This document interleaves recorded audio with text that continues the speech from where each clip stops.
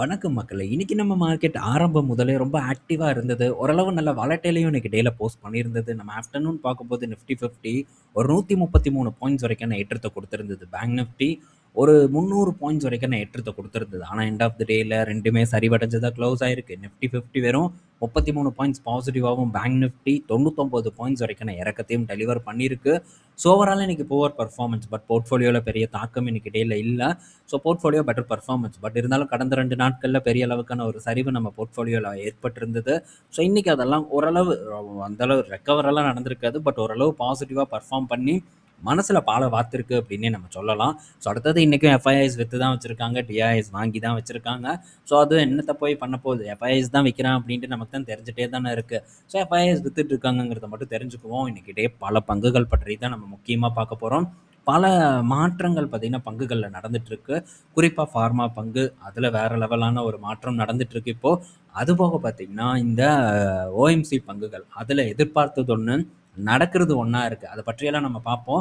So first நம்ம பார்க்க போறது டிவிஎஸ் மோட்டாரோட ரிசல்ட்ட பார்க்க போறோம். டிவிஎஸ் மோட்டாரோட ரிசல்ட் பொறுத்தவரைக்கும் இயர் ஆன் இயர்ல 17.5% அவங்களுடைய லாபம் உயர்ந்திருக்கு. சேல்ஸ் அட்டகாசமா பண்ணியிருக்காங்க. இருந்தாலும் இந்த ரா மெட்டீரியல் காஸ்ட் ஒரு இம்பாக்ட் ஏற்படுத்தியிருக்கும் அப்படின்னு நான் நினைக்கிறேன். போன காலாண்டு கூட கம்பேர் பண்ணும்போது லாபம் டிவிஎஸ் மோட்டாருக்கு சரிவடைஞ்சு தான் இருக்கு. ஸோ போன காலாண்டுல ஓரளவு பெட்டர் பெர்ஃபார்மன்ஸை பண்ணாங்க. பட் இந்த காலாண்டு வளர்ச்சி அப்படியே தேங்கிருச்சுன்னு நம்ம சொல்லலாம். 891 கோடி போன காலாண்டுல, இந்த காலாண்டுல 820 கோடியா இருக்கு. ஒரு 71 கோடி பார்த்தீங்கன்னா லாபம் சரிவடைஞ்சிருக்கு. ரீசன் ஸோ இந்த ரா மெட்டீரியல் காஸ்ட்டாக மேபி இருக்கலாம்னு நான் நினைக்கிறேன். ஸோ ஆப்ரேட்டிங் ப்ராஃபிட்டே பார்க்கும்போது டிக்ளைன் தான் ஆயிருக்கு. பார்ப்போம் இதுக்கப்புறம் இதுக்கு முந்தைய வளர்ச்சி டிவிஎஸ் மோட்டாரில் இருக்குமா அப்படின்ட்டு. பட் எவ்வளோ காலம் தான் இப்படி ஏறிக்கிட்டே இருக்கும். ஸோ ஒரு பிரேக் வந்து கண்டிப்பாக மனுஷனுக்கும் தேவை, இந்த மாதிரி கம்பெனிஸோட ஏற்றத்துக்கும் தேவை. அந்த பிரேக் இதில் ஏற்படுதாங்கிறத வெயிட் பண்ணி பார்ப்போம். அடுத்தது ஹெச்பிசிஎல் இங்கே தாங்க ஒரு பெரிய ட்விஸ்டே வந்து நடந்திருக்கு. ஸோ இவ்வளோ நாளாக கிட்டத்தட்ட ஒரு மாதம் 1.5 மாதமாக நம்மக்கிட்ட என்ன சொல்லிட்டு இருந்தாங்க?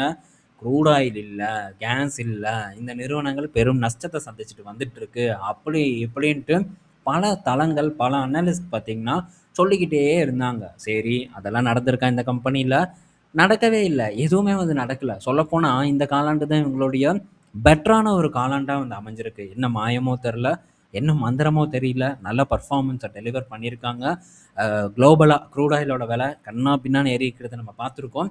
அப்படி இருந்தும் கூட பெரிய ஒரு தாக்கம் இந்த ஹெச்பிசிஎல்ல ஏற்படாதது ஒரு அதிசயம் அப்படின்னு நம்ம சொல்லலாம். இதுக்கு என்ன ரீசன் சொல்கிறாங்க இந்த ஹெச்பிசிஎல்னால், நாங்கள் ஆப்ரேஷனல் எஃபிஷியன்சியாக அதிகரிச்சிருக்கோன்னு சொல்கிறாங்க. ஸோ சரி என்னமோ பண்ணியிருக்காங்க, ஓகே. இது எப்படி க்ரூடை வந்து இது பண்ணுச்சுன்னு தெரியல. இன்னொரு பக்கம் ரஷ்யா ஆயில் நாங்கள் வாங்கினதுனால எங்களுடைய லாபம் ப்ரொடெக்ட் பண்ணப்பட்டிருக்குங்கிறாங்க. என்ன ரஷ்யா ஆயில்னு இந்த மாதம் தான் வாங்கினாங்களா? தொடர்ந்து பார்த்தீங்கன்னா ரஷ்யன் ஆயிலை வந்து இவங்க பர்ச்சேஸ் பண்ணிட்டு தான் இருக்காங்க. எல்லா கம்பெனிஸும் ரொம்ப காலமாக வந்து பண்ணிட்டு தான் இருக்காங்க. இந்த உக்ரைன் ரஷ்யா வார ஆரம்பத்தில் இருந்து. ஆனால் இந்த காலாண்டு மட்டும் பார்த்தீங்கன்னா ஒரு பெட்டர் பர்ஃபார்மன்ஸை இந்த நிறுவனம் எடுத்துகிட்டு வந்து கொடுத்துருக்கு. கிட்டத்தட்ட 6,000 கோடி ப்ராஃபிட் பண்ணியிருக்காங்க. கடந்த குவார்ட்டர் கூட கம்பேர் பண்ணுங்கள். இந்த காலாண்டு ரொம்பவே ஒரு பெட்டரான ஒரு காலாண்டாக இருக்குது. அது மட்டும் இல்லை, காலாண்டு மட்டும் இல்லை, இந்த ஃபினான்ஷியல் இயர் பார்த்தீங்கன்னா கடந்த ஒரு 10 வருடத்தோட நம்ம கம்பேர் பண்ணோன்னா இந்த ஃபினான்ஷியல் இயர் தான் ஹெச்பிசிஎலுக்கு ஒரு டாப் நாச் இயராக வந்து அமைஞ்சிருக்கு. 18,000 கோடி லாபத்தை போஸ்ட் பண்ணியிருக்காங்க. பார்க்கும்போது தெரியுதா? ஸோ இதுவே உக்ரைன் ரஷ்யா வார் வந்தப்போ ஒரு இம்பேக்டில் 7,000 கோடி கிட்ட நஷ்டம் பண்ணியிருந்தாங்க. ஸோ மற்ற கம்பெனிஸ் ஓஎம்சி கிட்டேயும் நம்ம இதை வந்து தாராளமாக எக்ஸ்பெக்ட் பண்ணலாம். ஸோ நல்ல பர்ஃபார்மன்ஸை கொடுத்துருக்காங்க.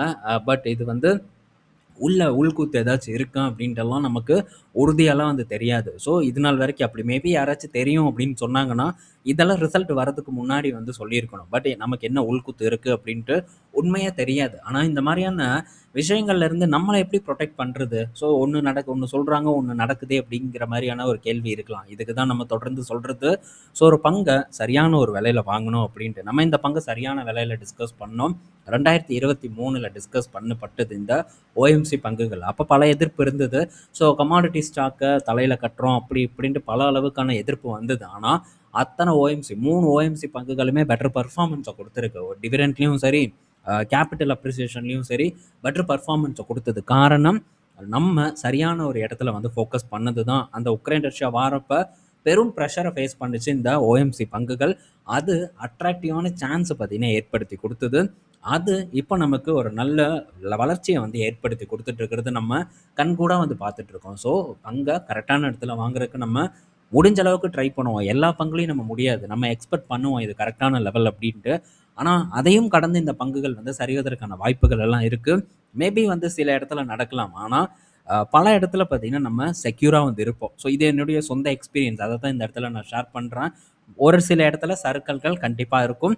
பட் பல இடங்கள் நமக்கு பார்க்கும்போது, பெட்டரான ஒரு பெர்ஃபார்மன்ஸ் சரியான ஒரு இடத்துல கூட நம்ம வாங்கியிருப்போம். ஸோ அது கண்டிப்பா வந்து நடக்கும். நடந்திருக்கிறது நீங்களும் வந்து பார்த்துருக்கீங்க. ஸோ இனியும் நம்ம அந்த மாரி பெட்டரா வந்து பிடிக்கிறதுக்கு ட்ரை பண்ணலாம். முடிஞ்ச அளவுக்கு. ஓகே.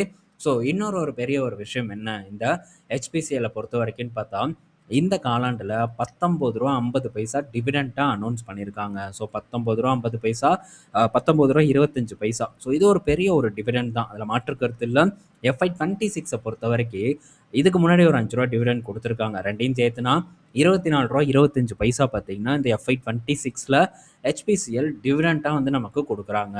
ஸோ நல்ல டிவிடெண்ட். என்னோட ஆவரேஜ் பிரைஸ் அரவுண்ட் ஒரு 155 அந்த ரேஞ்சில இருக்கும். ஸோ அந்த டைம் கண்டிப்பா நண்பர்களும் ஃபோக்கஸ் பண்ணியிருப்பாங்க. இதே ரேட்டு கிட்ட தான் இருக்கும்னு நான் நினைக்கிறேன். முன்ன பின்ன இருக்கலாம். ஆனா, நல்ல ஒரு டிவிடெண்ட் ரிட்டர்ன் பார்த்தீங்கன்னா கிடைச்சிருக்கு. போன வருடத்தோட கம்பேர் பண்ணும்போது, இந்த வருடத்தில டிவிடெண்டும் பார்த்தீங்கன்னா உயர்ந்து தர்றத நம்ம பார்க்க முடியுது. ஸோ வருடம் வருடம் இது உயரும். ஸோ நான் IOCL அண்ட் BPCL பற்றியெல்லாம் தனியா ஒரு வீடியோவே வந்து போட்டிருக்கேன். 22ல IOCL பற்றியும் பார்த்தீங்கன்னா, தனியா இதோட வளர்ச்சி கடந்த 2004லிருந்து இப்போ வரைக்கும் எப்படி இருந்திருக்கு, என்ன மாரியான டிவிடெண்ட் குடுத்திருக்கு, என்ன மாரியான கேப்பிட்டல் அப்ரிசியேஷன் நடந்திருக்குன்ட்டு ITC கூட கம்பேர் பண்ணி அத வந்து நான் டிஸ்கஸ் பண்ணியிருக்கேன். ஸோ அந்த வீடியோ எப்படியும் யாரும் பார்க்க போறதில்ல. பட் இதுக்கு முன்னாடி நான் பண்ணியிருக்கேன். அத இதுக்கு முன்னாடி ஷேரும் பண்ணியிருக்கேன். நண்பர்களும் வந்து பார்த்துருக்காங்க. So PSU stock, commodity stock அப்படின்ட்டு கண்ண மூடிட்டு ஒதுக்குவதில எந்த ஒரு பயனும் இல்ல அப்படிங்கிறத நீங்க புரிஞ்சுக்குவீங்க. ஸோ அடுத்த காலாண்டு எப்படி இருக்க போகுது அப்படிங்கிறத நம்ம பொறுத்திருந்து வந்து பார்ப்போம். இந்த காலாண்டு பெட்டர் பெர்ஃபார்மன்ஸ் இன்னைக்கு டேல 5% ஏற்றத்த குடுத்துருக்கு. அடுத்தது பாருங்க. ஸோ இந்த ஆயில வாங்கி ரிஃபைன் பண்ணி விக்கிறவனுக்கும் லாபம் கிடைச்சிருக்கு. ஆயில ப்ரொடியூஸ் பண்ற ஆயில் இந்தியாவுக்கும் இந்த காலாண்டு லாபம் கிடைச்சிருக்கு. ஸோ என்ன ரீசன் இந்த ஆயில் இந்தியா லாபம் பண்றதுக்கு? க்ரூட் ஆயிலோட பிரைஸ் உயர்ந்திருக்கு. இவங்களுக்கு க்ரூட் ஆயில் பிரைஸ் உயர்வு மூலியமா ஒரு 6% ஒரு லாபம் ஏற்பட்டிருக்கு. அது போக பார்த்தீங்கன்னா, ஸோ இந்த க்ரூட் ஆயில் புரொடக்ஷன் பார்க்கும்போது 5% உயர்ந்திருக்கு. 2ம் சேர்ந்து பார்த்தீங்கன்னா, ரெவென்யூ, ப்ராஃபிட் 2லயுமே ஒரு நல்ல இம்பாக்ட் ஏற்படுத்தி, நல்ல லாபத்த பார்த்தீங்கன்னா, இந்த ஆயில் இந்தியால ஏற்பட்டிருக்கு. ஸோ இதில அப்டேட் பண்ணிட்டாங்களான்னு நம்ம பார்ப்போம். இல்லைன்னா வெப்சைட்லயே டிஸ்கஸ் பண்ணலாம். ஸோ அப்டேட் பண்ணிட்டாங்க. 2424 கோடி ப்ராஃபிட்டா போஸ்ட் பண்ணியிருக்காங்க. ரெவென்யூ 9293 கோடியா இருக்கு. ஸோ ரெவென்யூ க்ரோ ஆயிருக்கு, ப்ராஃபிட் க்ரோ ஆயிருக்கு, மார்ஜினும் நல்லாவே வந்து வளர்ந்திருக்கு. ஆனா, இந்த பங்கும் நம்ம முன்னாடி டிஸ்கஸ் பண்ணியிருக்கோம். ஸோ வேல்யூ இடத்துல இல்ல. அதனால இது பக்கம் நம்ம போ முடியாதுன்ட்டு. ஸோ ஸ்டில் அதே நிலைமையில தான் இருக்கு. கிடைக்கும் இதெல்லாம் ஒரு டைம்ல. அப்ப நம்ம இத பார்த்துக்கலாம். அடுத்தது ஸோ இதுக்கு முன்னாடி ஒரு சில வாரங்களுக்கு முன்னாடி நம்ம டிஸ்கஸ் பண்ணோம் என்னன்னா, கவர்மெண்ட் பார்த்தீங்கன்னா, ஒரு 37,500 கோடி மதிப்பிலான கோல் கேசிஃபிகேஷன் ஸ்கீமுக்காக பணம் ஒதுக்க போறத பார்த்தோம். இப்போ அதற்கான அப்ரூவல வந்து குடுத்துருக்காங்க. இது ஒரு பெரிய ஒரு மைல்ஸ்டோனா நம்ம பார்க்கலாம். ஸோ இதனால பெரிய அளவுக்கு நம்ம இம்போர்ட் பில்ஸ வந்து கட் பண்ண முடியும் அப்படின்ட்டு வந்து சொல்றாங்க. இது டெஃபினட்டா கோல் இந்தியா, கெயில், பெல் போன்ற நிறுவனங்களுக்கு ஒரு பாசிட்டிவான நியூஸா கண்டிப்பா அமையும். ஏன்னா பெல், கோல் இந்தியா கூட ஒரு ஜாயிண்ட் வென்ச்சர் போட்டிருக்காங்க. அத பற்றி நம்ம பேசியிருக்கோம்.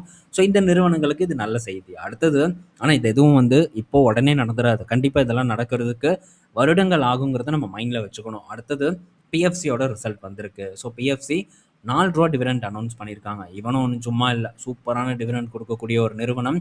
ரூ. 18.55 கிட்ட பார்த்தீங்கன்னா, FY26ல டிவிடெண்டா வந்து பே அவுட் பண்ணியிருக்காங்க. இந்த டிவிடெண்டோட சேர்த்தி.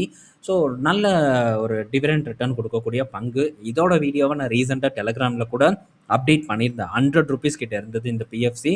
அதுக்கப்புறம் போனஸ் எல்லாம் குடுத்து, ஸோ இப்பவும் பார்த்தீங்கன்னா, ரூ. 440 கிட்ட இந்த பங்கு ட்ரேட் ஆயிட்டு இருக்கு. 20%க்கு மேல டிவிடெண்ட்ட வாரி வழங்கிட்டு இருக்கு. ஆனா இந்த பங்க நான் பிடிக்கும்போது எவ்வளோ வெறும் 10, 11% தான் டிவிடெண்ட்ல ரிட்டர்ன் குடுத்தது. இப்போ அது டபுள் ஆயிருக்கு. ஒரு 4 வருடத்துல. 4 வருடத்துல டிவிடெண்ட் பார்த்தீங்கன்னா, டபுள் ஆனது மிகப்பெரிய ஒரு விஷயம் அப்படின்னு தான் நம்ம ஏத்துக்கணும். இதுவும் பார்த்தீங்கன்னா, ஒதுக்கப்பட்ட பங்கு. ஏன்னா பல வருடமா மலைப்பாம்பாட்ட படுத்து கிடந்த பங்கு. இது பக்கம் எந்த ஒரு முதலீட்டாளர்களுக்கும் ஒரு ஆர்வம் வரல. ஸோ இப்படி இருந்தா எப்படி ஆர்வம் வரும்? நான் காமிக்கிறேன் பாருங்க. ஸோ இப்ப பார்க்கும்போது உங்களுக்கு நல்லா தெரியலாம். ஆனா இது ஒரு காலத்துல ரொம்ப பெரிய அளவுக்கான புவர் பெர்ஃபார்மன்ஸ வந்து குடுத்துட்டு இருந்தது. நான் இப்ப வந்து வீக்லில வந்து போடுறேன். எத்தனை வருடங்களா இது வந்து ஒரு சைட்வே வந்து போட்டிருக்கு அப்படிங்கிறத பாருங்க. நான் அப்பவும் டிஸ்கஸ் பண்ணேன். இது சைட்வேல இருந்தா கூட இந்த பங்குல நல்ல ஒரு டிவிடெண்ட் ரிட்டர்ன் நமக்கு ஏற்படுது அப்படின்ட்டு. ஸோ பார்க்கும்போது தெரியுதா? 2022ல இருந்து ஸோ இங்க பாருங்க போய்க்கிட்டே இருக்கு. வந்ததுலேருந்து இந்த பங்கு பர்ஃபார்மன்ஸே பண்ணல. எப்போ வந்திருக்கு? 2007ல வந்த பங்கு. தொடர்ந்து பார்த்தீங்கன்னா சைட்வேங்க. எத்தனை வருஷம்? 2022 முடியிற வரைக்கும் பார்த்தீங்கன்னா இந்த பங்கு சைட்வேல இருந்திருக்கு. அதுக்கப்புறம் இப்போ தான் ஒரு பர்ஃபார்மன்ஸ் கொடுத்துருக்கு. ஸோ இப்போ திரும்ப பார்த்தீங்கன்னா ஒரு சைட்வே இந்த பங்குல ஏற்பட்டிருக்கு. ஸோ தொடர்ந்து வந்து நம்ம இந்த பங்கை ட்ராக் பண்ணுவோம். இந்த காலாண்டு பர்ஃபார்மன்ஸ் நம்ம ஃபர்ஸ்ட் பார்ப்போம். ஸோ இந்த காலாண்டில் 8600 கோடி கிட்ட லாபத்தை போஸ்ட் பண்ணியிருக்காங்க. நல்ல பர்ஃபார்மன்ஸ் தான். பட் இருந்தாலும் கொஞ்சம் ஃப்ளாட் ஆயிருக்கு. ஆர்இசியோட பர்ஃபார்மன்ஸ் கொஞ்சம் சுமாராக இருந்தது. இந்த பங்கோட சப்சிடரி தான் இது கூட தான் மெர்ஜ் பண்ண போகிறாங்கங்கிறதையும் நம்ம இதுக்கு முன்னாடி வந்து பார்த்தோம். ஸோ ஓவராலாக பிஎஃப்சி ஓகே இயர் ஆன் இயரில், அதாவது இந்த FY26 ஃபுல்லாக பார்க்கும்போது ஒரு 10% கிட்ட அவங்களுடைய லாபம் உயர்ந்திருக்கிறதையும் நம்மளால் இங்கே பார்க்க முடியுது. ஸோ 10% வளர்ச்சிங்கிறது ஒரு நல்ல வளர்ச்சி தான் வருட கணக்கில் பார்க்கும்போது. ஸோ இதே மாதிரியான பங்குகள் பலதும் இருக்குது. உதாரணத்துக்கு HDFC பேங்க் எடுத்துக்கலாம், சில ஐடி பங்குகள் எடுத்துக்கலாம், ஐடிசி எடுத்துக்கலாம். ஸோ அந்த பங்குகள் எல்லாம் பெரிய ஒரு பர்ஃபார்மன்ஸ் இல்லாமல் படுத்த படுக்கையாக கிடக்கு. குறிப்பாக HDFC எல்லாம் 6 வருடமாக ஒரே இடத்துல இருக்குது. டிசிஎஸ் 6 வருடமாக ஒரே இடத்துல இருக்குது. பெரிய பர்ஃபார்மன்ஸ் இல்லை. இந்த டைமில் தான் பெருசாக வந்து இன்ட்ரெஸ்ட்டும் இல்லாமல் தான் இருக்காங்க. ஸோ பார்ப்போம் அது வரக்கூடிய ஆண்டுகளில் என்னைக்கு அதுக்கு நல்ல காலம் பிறக்குது அப்படின்ட்டு.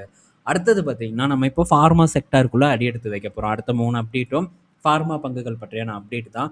ஸோ மொதல் நம்ம பார்க்க போகிறது சிப்லா ரிசல்ட். இன்றைக்கி டெய்லி ஆஃப்டர்நூன் சிப்லா பார்த்தீங்கன்னா ஒரு நல்ல பர்ஃபார்மன்ஸை வந்து போஸ்ட் பண்ணியிருந்தது. ஸோ ரீசன் பார்த்தீங்கன்னா ரிசல்ட் வந்துருந்தது. ரிசல்ட் பார்த்தீங்கன்னா ஆஃப்டர்நூனே வந்து வந்துருச்சு.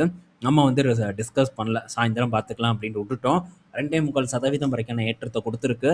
அவ்வளோ நல்ல ரிசல்ட்டா இந்த பங்கு பர்ஃபார்ம் பண்ணுறதுக்கு? ஏன்னா ரெட்டி சுமாராக தானே கொடுத்தது, இவன் என்ன இப்படி ஏறி இருக்கான் அப்படின்னு தோணலாம். ஆனால் இந்த சிப்லாவோட ரிசல்ட்டு இந்த காலாண்டு பெரும் அளவுக்கு சரிஞ்சு தான் இருக்குது. போன காலாண்டும் சரியில்லை, இந்த காலாண்டும் வந்து சரியில்லை.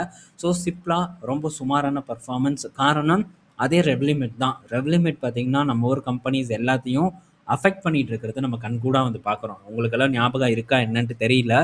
இதுக்கு முன்னாடி நான் சொன்னேன், இந்த ஃபார்மா ஸ்டாக்கில் பொறுத்த வரைக்கும் ஒரு மித்து இருக்குது, ஒரு ஹைப் இருக்குது அப்படின்ட்டு. என்ன ஹைப்பு? ஸோ எல்லா மனுஷன் உயிரோடு இருக்கிற வரைக்கும் மாத்திரை தின்னுட்டே தான் இருக்க போகிறான். மாத்திரை சேல்ஸ் நல்லாவே இருக்கும். இந்த கம்பெனியை எப்போ வேணால் வாங்கலாம் அப்படிங்கிற ஒரு கோட்பாடை பலர் வந்து பார்த்திங்கன்னா முன் வச்சாங்க. ஆனால் நம்ம சொன்னோம், அதுவும் எக்ஸாம்பிளோட சொன்னோம். ஏன்னா 22ல் பார்த்திங்கன்னா எனக்கு இந்த ஃபார்மா பங்குகளில் ஆப்பர்ச்சுனிட்டி வந்தது. 22-23ல் ஜைடஸ் அந்த டைமில் பெரிய சரிவை வந்து கொடுத்தது. என்னோடய ஃபஸ்ட்டு ஃபார்மா பங்கே இந்த ஜைடஸ் தான். ஸோ இந்த ஜைடஸ் பொறுத்த வரைக்கும் அந்த டைமில் கிட்டத்தட்ட 50% வரைக்கான சரிவை சந்திச்சது நான் நினைக்கிறேன். ஸோ இப்போ பார்ப்போம். திரும்பி வந்து நான் வீக்லியில் போடுறேன்.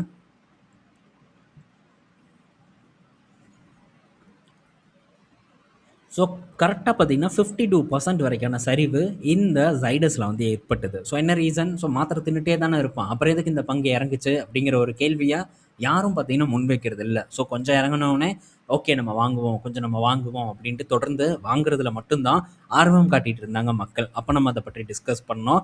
ஸோ பல விஷயங்கள் இருக்குது, இதே மாதிரி இருக்காது, முன்னாடி இது நடந்திருக்கு, இது நடக்கும் அப்படின்ட்டு நம்ம பேசணும். இப்போ பார்த்தீங்கன்னா ஃபார்மா கம்பெனிஸில் அது நடக்க ஆரம்பிச்சிருக்கு. ஸோ அடுத்தது ரெவ்லிமிட்டை வந்து ஆஃப்செட் பண்ணக்கூடிய ஒரு ப்ராடக்ட் இந்த ஃபார்மா கம்பெனிஸ்க்கு வரணும். அது செமக்ளூடைட் தான். பட் அந்த செமக்ளூடைடோட லாபத்தை அறுவடை பண்ணுறது அவ்வளோ சுலபமாக சீக்கிரம் நடந்துடாது. அது நடப்பதற்கு டைம் இருக்குது. ஸோ யூஎஸ் மார்க்கெட்டில் லான்ச் பண்ணும்போது தான் அது ஆரம்பிக்கும். அதுலேயும் முதல் கட்ட வருமானம் கண்டிப்பாக நாட்கோக்கு போகும். அதுக்கப்புறம் தான் இந்த கம்பெனிஸ் எல்லாம் சம்பாதிக்க ஆரம்பிப்பாங்க. ஸோ அது வரைக்கும் கொஞ்சம் எங்களுக்கு ஒரு கஷ்டகாலம் இருந்துக்கிட்டு தான் இருக்க போகுது. அதனால் ரொம்ப கவனமாக இருங்க. ஸோ எடுத்தது எல்லாத்தையும் ஆப்பர்ச்சுனிட்டின்னு எடுத்து உள்ளே போட்டுறாதீங்க. பிஇ ரேஷியோவெல்லாம் பார்த்தீங்க, இப்போது பிஇ ரேஷியோ ஏற ஆரம்பிச்சிருச்சு. இதுதான் வந்து பிஇ ரேஷியோ பார்த்து இன்வெஸ்ட்மெண்ட் பண்ணக்கூடாதுங்கிறதுக்கான சிறந்த ஒரு எடுத்துக்காட்டு. பல எடுத்துக்காட்டு அவங்க கூட நான் சொல்லிக்கிட்டே தான் இருக்கேன். இப்போது இந்த காலாண்டு 6500 கோடி வருமானம் பண்ணியிருக்காங்க. லாபம் மார்ஜின் பார்க்கும்போது 15%க்கு குறைஞ்சிருச்சு. ஸோ இதுதான் நம்ம குறிப்பிட்டு பார்க்க வேண்டிய ஒரு விஷயம். எவ்வளோ மார்ஜின் பண்ணிட்டு இருந்தாங்க? 20%க்கு குறையாமல் இருந்த நிறுவனம் இப்போ வெறும் 15%க்கு வந்திருக்கு. போன காலாண்டு 18% இருந்திருக்கு. ஸோ ஒரு பெரிய ஒரு சரிவு பார்த்தீங்கன்னா ஏற்பட்டிருக்கு. இது முக்கிய காரணம் ரெவ்லிமிட்டோட சேல்ஸ் தான். வருமானமும் குறைஞ்சிருக்கு, அதே மாதிரி மார்ஜினில் பெரிய ஒரு கை வச்சதும் அதோட ஒரு செயல் தான். இருந்தாலும் சிப்லாவோட லாபம் 500 கோடியாக இருப்பதற்கான ரீசன், ஸோ சிப்லா பார்த்திங்கன்னா டொமஸ்டிக் மார்க்கெட்டில் ஒரு ஸ்ட்ராங் பிளேயர். பிராண்டட் ப்ரிஸ்கிரிப்ஷனோட சேல்ஸ் பார்த்திங்கன்னா தொடர்ந்து உயர்ந்துக்கிட்டே தான் இருக்குது. இது ஒரு முக்கிய ஒரு ரெவன்யூ க்ரோத் இந்த சிப்லாவை பொறுத்த வரைக்கும். அதனால சிப்லா லாபம் பெருமளவுக்கான ஒரு சரிவை சந்திக்கல. இன்னும் அடுத்தடுத்து வரக்கூடிய கம்பெனிஸோட பெர்ஃபார்மன்ஸும் குறைவதற்கான வாய்ப்பு இருக்கு. ஆனா, சன் ஃபார்மால அந்த மாரி நடப்பதற்கான சான்ஸ் இல்லன்னு நான் நினைக்கிறேன். ஏன்னா, சன் ஃபார்மா நெறைய ஸ்பெஷாலிட்டி மெடிசின்ஸ வந்து விக்கிறாங்க அமெரிக்கால. அதனால சன் ஃபார்மால பெரிய தாக்கம் இருக்காது. தாக்கம் இருக்கும். ஆனா, ரொம்ப பெரிய தாக்கம் இருக்காது அப்படிங்கிறது என்னுடைய ஒரு எதிர்பார்ப்பு. ரிசல்ட் வரும்போது நம்ம பார்ப்போம். விரைவில் இந்த ரெட்டி பத்தி நம்ம பார்ப்போம். ஸோ, அதில இருக்கக்கூடிய பல விஷயங்கள பத்தியும் நான் கண்டிப்பா உங்க கூட ஷேர் பண்றேன். ஏன்னா முக்கியமான கட்டத்தில தானே நம்ம இருக்கோம். அதனால அது தெரிஞ்சுக்க வேண்டியது ரொம்ப வந்து அவசியம். ஸோ, விரைவில் நமக்கு ஃபார்மா கம்பெனில வாய்ப்பு, நல்ல ஒரு பிரகாசமான வாய்ப்பு கிடைக்கும் அப்படின்னு தான் நான் நினைக்கிறேன். ஸோ, பொறுத்திருந்து பார்ப்போம். அடுத்தது ஒன் சோர்ஸோட ரிசல்ட் வந்திருக்கு. ஸோ, ஒன் சோர்ஸ் நல்ல பெர்ஃபார்மன்ஸா குடுத்திருப்பான்? டெஃபினட்டா வந்து இல்ல. ஆனா, காலாண்டுகளோட போன காலாண்டு, போன வருடத்தோட காலாண்டு கூடலாம் கம்பேர் பண்ணும்போது, ஸோ ஒன் சோர்ஸ் பார்த்தீங்கன்னா, ஒரு பெட்டர் பெர்ஃபார்மன்ஸ குடுத்திருக்காங்க. ஆனாலும் இது பெர்ஃபார்ம் பண்றதுக்கு இன்னும் 1 வருட காலம் ஆகும். அட்லீஸ்ட் இந்த செகண்ட் ஹாஃப்ல இருந்து தான் பெர்ஃபார்மன்ஸ நம்ம எக்ஸ்பெக்ட் பண்ண முடியும். ஸோ, போன காலாண்டு 88 கோடி நஷ்டம். இந்த காலாண்டு 4 கோடி ப்ராஃபிட் பண்ணியிருக்காங்க. ஸோ, இதெல்லாம் நம்ம பெருசா கணக்கிலேயே எடுத்துக்க வேண்டாம். இந்த ஒன் சோர்ஸ பொறுத்தவரைக்கும் நான் எடுத்துக்கல. ஏன்னா நான் இத ஃபோக்கஸ் பண்ணியிருக்கேன்னு தெரியும் உங்களுக்கு. ஸோ, ஒன் சோர்ஸ்க்கு நல்ல காலம் ஆரம்பிக்கிறதுக்கு இன்னும் நேரம் அதிகமா வந்து இருக்கு. அதனால மேபி வந்து திரும்ப ஒரு டிப் நடக்குது அப்படிங்கிற பட்சத்தில, ஒன் சோர்ஸ் பக்கம் என்னோட பார்வை திரும்புங்கிறத நான் சொல்லிக்கிறேன். பண்ணும்போது கண்டிப்பா அத பற்றி உங்க கூட நான் ஷேரும் பண்றேன். ஓகே. அடுத்தது பார்த்தீங்கன்னா, அதே மாரி நம்ம இப்ப டாக்டர் ரெட்டியோட அந்த பெர்ஃபார்மன்ஸ் அத பற்றிலாம் நம்ம டிஸ்கஸ் பண்ண போறோம் வரக்கூடிய நாட்கள்ல. அதே டைம்ல நம்ம இந்த மற்ற கம்பெனிஸ் பற்றி பேசுவோம். ஒன் சோர்ஸ் பற்றியும் நம்ம பேசுவோம். ஏன்னா, ஒன் சோர்ஸ் பார்த்தீங்கன்னா, பிணைக்கப்பட்டிருக்கு நம்ம ஊர் ஃபார்மா கம்பெனிஸ் கூட அண்ட் குளோபல் கம்பெனிஸ் கூட. அத பற்றியெல்லாம் நம்ம தெளிவா டிஸ்கஸ் பண்ணுவோம். ஆல்மோஸ்ட் எல்லாம் ரெடி பண்ணியாச்சு. அத பிரசன்ட் பண்றதுக்கு இன்னும் வந்து நான் சில வேலைகள் பண்ண வேண்டியது இருக்கு. அது பண்றதுக்கு எனக்கு கொஞ்சம் டைம் ஆகும். டைம் இருக்கும்போது பண்ணிட்டு உங்க கூட ஷேர் பண்றேன். ஓகே. அடுத்தது பார்த்தீங்கன்னா, நோவோ நார்டிஸ்க் கிட்ட இருந்து அப்டேட். வீகோவி ஓட டெஸ்டிங் பார்க்கும்போது, ட்ரையல் பார்க்கும்போது 21.6% வரைக்கும் வெயிட் லாஸ் பண்றது தான் ஒரு தகவல் வந்திருக்கு. எல்லாத்துக்கும் இல்ல. 3ல ஒருத்தருக்கு இந்த ரிசல்ட் வந்திருக்கிறதா சொல்லியிருக்காங்க. இவங்களுடைய ஜெப்பவுண்ட், லில்லியோட ஜெப்பவுண்ட் பொறுத்தவரைக்கும் சாரி ஜெப்பவுண்ட் இல்ல. இந்த புதுசா அந்த ஃபவுண்டாயோ விட்டாங்கல்ல, அந்த ஃபவுண்டாயோவோட பெர்ஃபார்மன்ஸ் பார்க்கும்போது ரொம்பவே கம்மி. நம்ம இந்த வீகோவி கூட கம்பேர் பண்ணும்போது. அண்ட் இந்த 21.6% பார்க்கும்போது ஹையர் டோஸ் தான். ஹையர் டோஸ் தான் இந்த அளவுக்கு வந்து ஒரு வெயிட் லாஸை வந்து கொடுத்துருக்கு. நல்ல ஒரு எஃபிஷியன்ட் இருக்கக்கூடிய பில்ல ஆரம்பத்திலேயே இவங்க லான்ச் பண்ணது வீகோவியோட சக்ஸஸ் அண்ட் நோவோ நார்டிஸ்கோட சக்ஸஸாக நான் வந்து பார்க்குறேன். இவங்களுடைய ப்ரிஸ்கிரிப்ஷன் தொடர்ந்து போயிட்டு இருக்கு. 2 மில்லியன் ப்ரிஸ்கிரிப்ஷன் ஏப்ரல் எண்டில் வந்து இவங்க பண்ணியிருக்காங்க. வரக்கூடிய மாதங்களில் அது எப்படி க்ரோ ஆகுதுங்கிறது நம்ம பொறுத்திருந்து வந்து பார்ப்போம். நல்ல சைன் நோவோ நார்டிஸ்கில் வந்து தெரிய ஆரம்பிச்சிருக்கு. இவங்க தான் இன்ஜெக்ஷனை இன்ட்ரடியூஸ் பண்ணாங்க. இப்போ இவங்க தான் அகைன் பில்லை வந்து இன்ட்ரடியூஸ் பண்ணுறாங்க. அதை பெரிய அளவுக்கு ப்ரொமோட்டும் பண்ணுறாங்க. அதுவும் விற்பனையை நல்லா களைகட்டி போயிட்டுருக்கு. இதோட வருமானம் வரக்கூடிய காலாண்டுகளில் பெட்டராக இருக்கும்னு நான் எதிர்பார்க்குறேன். மற்ற கண்ட்ரீஸில் லான்ச் பண்ணும்போது. இது நல்ல சைன் நோவோவை பொறுத்த வரைக்கும். இந்த வீடியோவில் நிறுத்தி நிதானமாக பொறுமையாக பல விஷயங்களை டிஸ்கஸ் பண்ணியிருக்கோம். பயனுள்ளதாக இருக்கும்னு நான் நினைக்கிறேன். நாளைக்கு இன்னொரு வீடியோவில் மீட் பண்ணுவோம். பாய் மக்களே.